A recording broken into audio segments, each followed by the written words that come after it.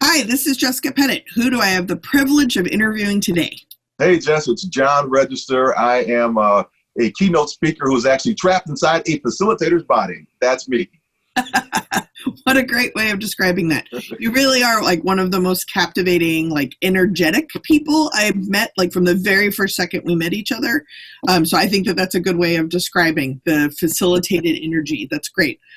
So I'm excited to have you here today. I want to start off, as I always do, with two open-ended questions. There's no wrong answer, but these ideas are rolling around in my head, and I'm curious what they mean to you from your experience. Mm-hmm. So the first one is about the concept of diversity dividend. So this typically comes up on kind of like why, what's the benefit, right, of doing these kind of trainings, but what does diversity dividend mean for you? Yeah, that's a great question. A diversity dividend to me actually means, are we having everybody that needs to be a part of the conversation, a part of the conversation? And so most of the times we're thinking about that when people say diversity. It's great to have diversity, but there's a separation in categories of segmentation of diverse audiences or diverse individuals. We mostly think about it from in color and race and those things. That's where you immediately go to. So we hear diverse, oh my gosh, another diversity speaker, right? That's what we hear. However, diversity is very different from inclusion. And that is the payout dividend. Companies that are inclusive of the diverse populations are outperform their competitors, especially in the disability community, to shareholder returns 2-to-1. So if you're not paying attention to that and you're homogeneous and only look one way, I can guarantee you already you are behind your competitor who's not. Absolutely. Totally agree. The other concept that's rolling around is asterisks, other duties as assigned. So sometimes it seems to be a pattern that these are things given to people, and sometimes they're things that we take on so that we can find our own community. One leads to unrecognized work and burnout, and the other one is self-care. How has other duties assigned shown up for you in your own work?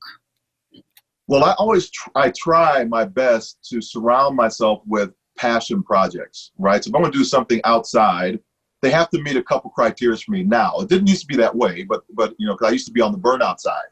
So I was just doing everything, please everybody, right? So fit in. But for me now, I love this word that Dr. Needle Cobain says, and it's a phrase called intentional congruence. And so as long as it fits inside of what I love doing, I'm going to be more passionate about it when I actually show up to do that extra, what we might call work. To me, it's not going to be work. It's going to be congruent with what I'm already doing. It's already going to be synergized with who I authentically am. So starting, many people might know or don't know, I don't know, maybe your audience does. On January 4th, and I don't know if I should time this thing out, make it evergreen, I was laid off from my job. But I already had my other job of being a professional speaker already going with who I was and who I am.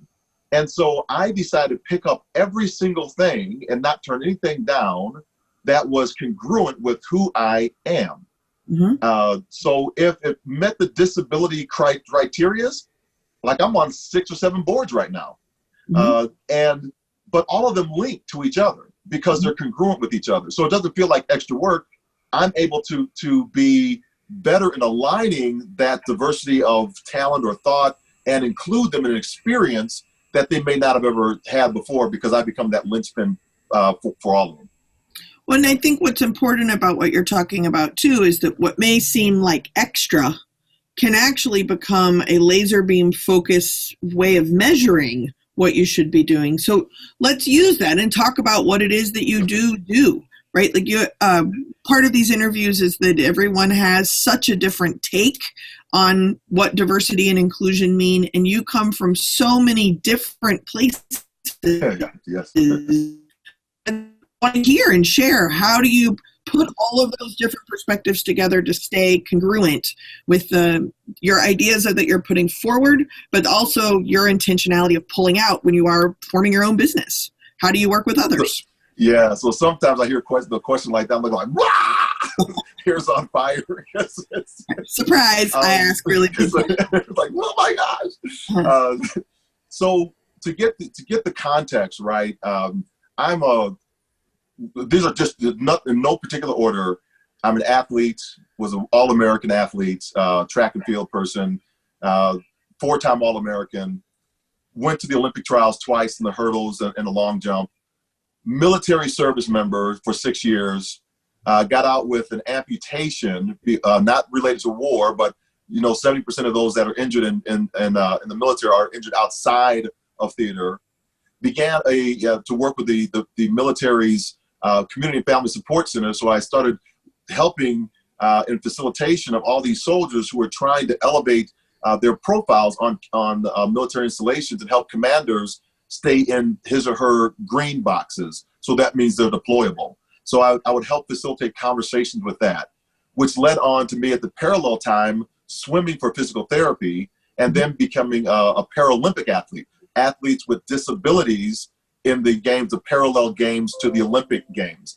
I had a leg made for running and won a silver medal in the long jump in Sydney, Australia.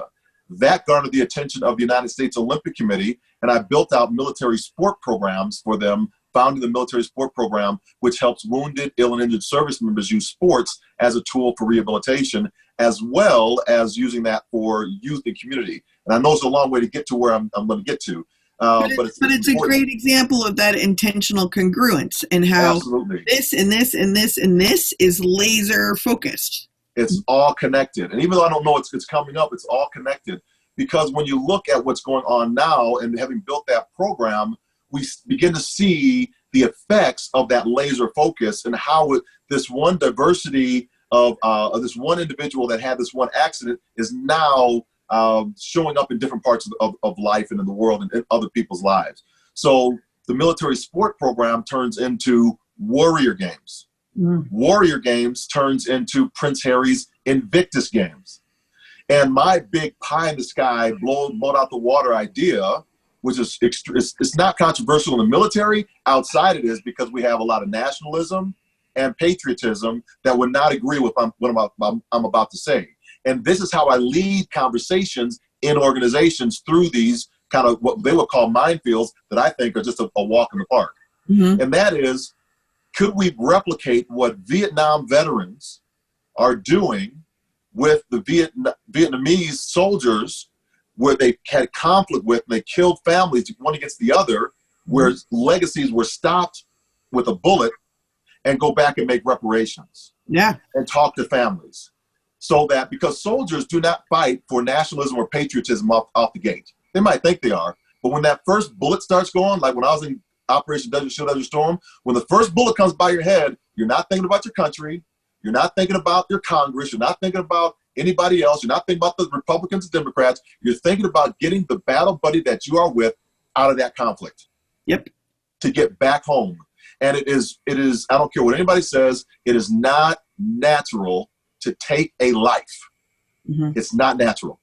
And so that is a huge press on the psyche, and people want to make those reparations with each other. So soldiers do that. They go back to families and try to make that happen.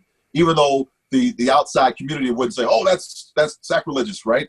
Because they haven't been in that battle. They haven't been in that fight. They don't know what it means to actually fire a weapon against somebody because you're scared to death, right? So my goal was to take the CISM model, which is the World Military Sports model for active duty service members, which are non-NATO countries. These are countries that have fought wars against each other, and they use the battlefield of sport to help stop the next wars. Nice. I wanted an Iraqi that's been blown up by an American, and an American that's blown up by an Iraqi to be on the battlefield of sport to actually talk about how do we come together to stop. Israelis, Iraqis, everybody together on that battlefield of sport. It happens in CISM. This is not a far-fetched idea. It's going on, and we got 6 of it done, 6 countries in Germany, but they were all kind of NATO. They were all together. My big goal is to get a non-NATO country in there as well. So, but I ran into some other issues that I didn't expect with making that happen. And part of it leads me down into the congruence of the disability work that I do. because most countries don't operate like the United States or England and support their veteran population. Once you're hurt, you're out. And CISM is all about active duty service members. So what are we telling society? You can fight for your country, but once you're injured, you're out of there. You're gone, right? Well, I heard one leader say that a prisoner of war that we had in our country, should have got captured. What? I mean, that happens in war, right? It's not the same thing that you are less than because you got captured. No, it's a part of the whole process. It's coming back. It's the whole. You got to take the whole thing, and that's the conversation we begin to have authentically, not just on that topic, but what's going on inside of your own organization that might be taboo topics that we want to bring forward. And I think another thing that you haven't specifically stated, but what I hear and what you're saying is that people who haven't had someone else's experience haven't had someone else's experience. And so by being able to have a conversation about what this should be doing, you're going to miss the boat. So to be able to have conversations with people who are on multiple sides of conflict, do some reparations, be inclusive of the people that have actually experienced the experience, and to understand the different perspectives of that. If we can have conversations there, then these people out here who don't know what they're talking about, they can eventually join into the conversation. But this work has to be done first, right? So I think that's great. Right. So we call that lived experience, right? So, and it could be done on two different levels, well, multiple levels. I'll explain too.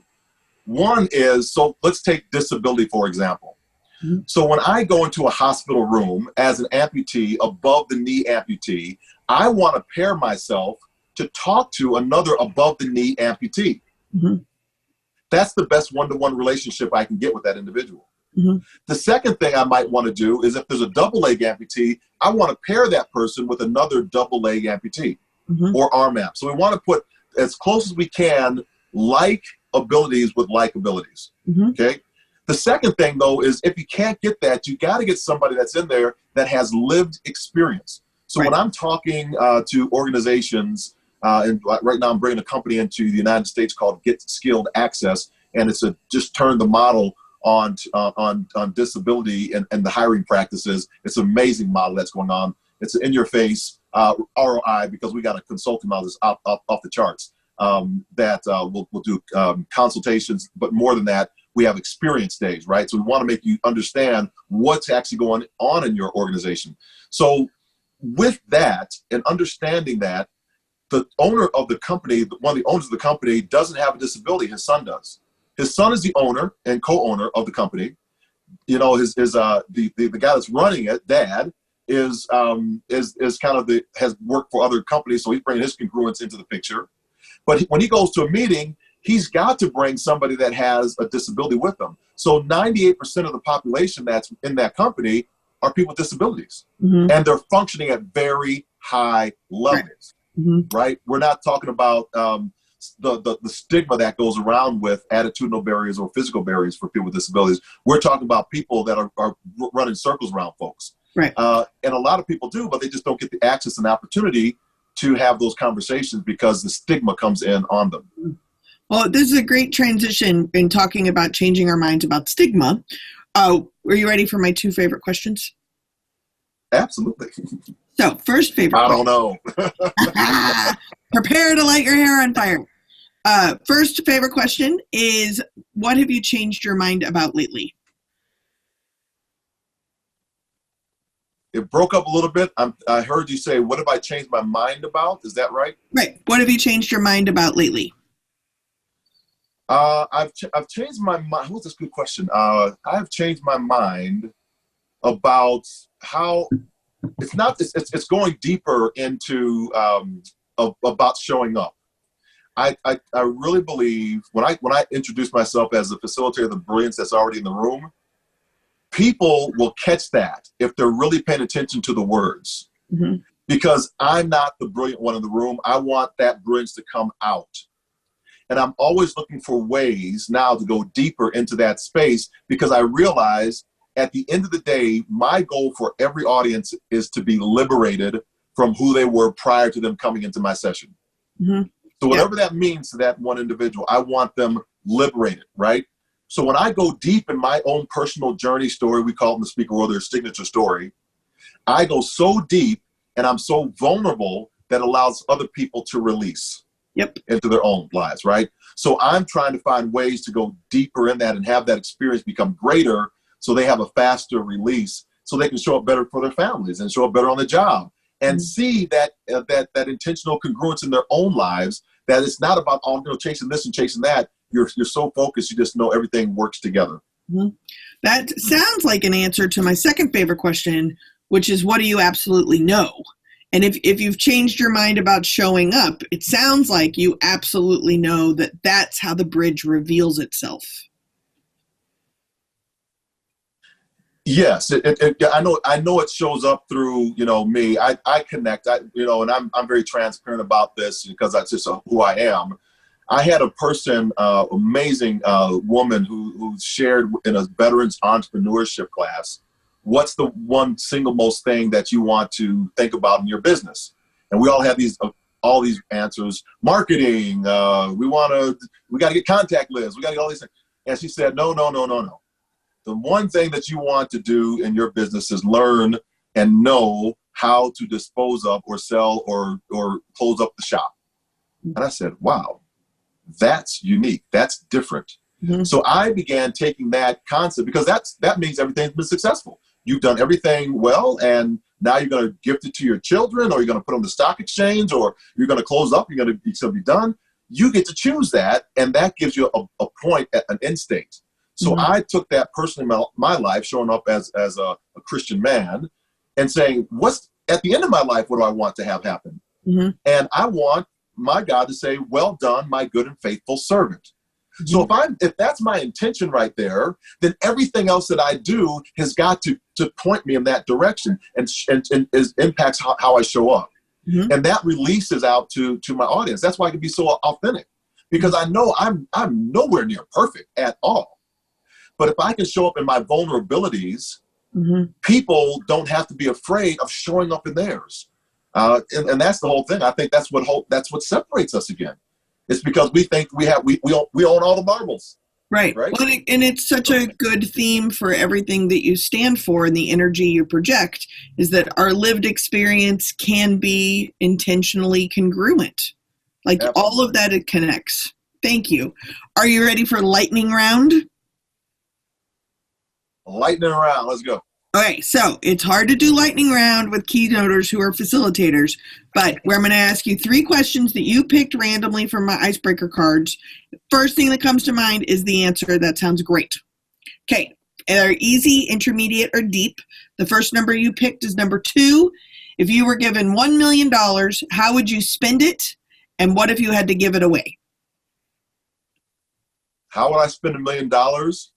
And how would I give it away? You had to give it away. Mm-hmm. So that's pretty easy. One would be I tithe first. That's off the top. Second would be I would take care of personal needs that I had. I would then begin looking at for investments into longevity, so legacy investments, right? So things that would outlive me. Mm-hmm. That's probably the first 3 things I would do. I don't really need a whole lot of stuff because stuff. I heard who was it? Frank Lloyd Wright. Frank Lloyd Wright was talking about if you have closets, you have too many things. So mm-hmm. It's interesting. When I wrote that question originally, if you had $1 million, what would you do with it? And I had to add in it. What if you had to give it away?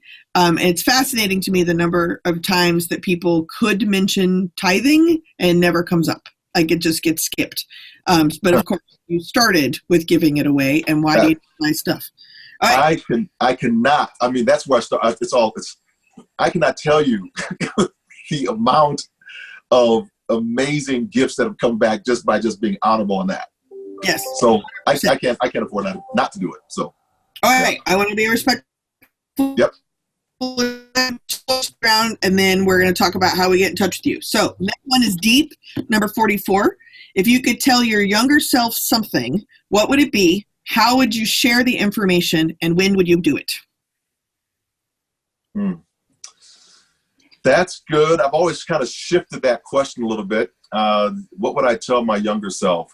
I would tell my younger self to be authentic, more authentic. Don't worry about what other people are saying so much about you. Show up as yourself. But I think that's also through lived experience. So I would actually flip it to 20 years from now, what I would tell myself today. And that is to be so congruent with who I am, that 20 years from now, that more people have been released into that space. So that's how it would show up in that space, and that's what I would do. Oh, that's wonderful. All right, number 31. What is your go-to cook to impress meal, and how did you learn to make it? Ah, that's cool. My cooked to impress meal there are two of them actually, but I'll go with the first one. It's egg and toast. I love, so you take a piece of bread, cut a hole in it, and put some butter on the sides, on both sides. Put a piece of egg in the middle of it, and you fry it on both sides. Love that. I think it's an English thing. I learned it from my oldest friend's family, the Dudleys, when I used to go over to their house for breakfast in Oak Park, Illinois. I've known him since we were babysat together in diapers. He's a multi-gazillionaire up on Wall Street now. And I'm in this house. No, I'm just kidding. But yeah, so we put some syrup on top, cut it up, and I love it. It's a great little quick little meal to make. That's amazing. John, I love spending time with you. I do not spend enough time with you. If people wanted to get in touch with you to learn about all the work that you're doing that's fabulous, how would they go about doing that? Yeah, probably the best way is just go to my website, johnregister.com. Excellent. We will, absolutely. Thank you for being part of this. Thank you for the work that you do. It really, really matters.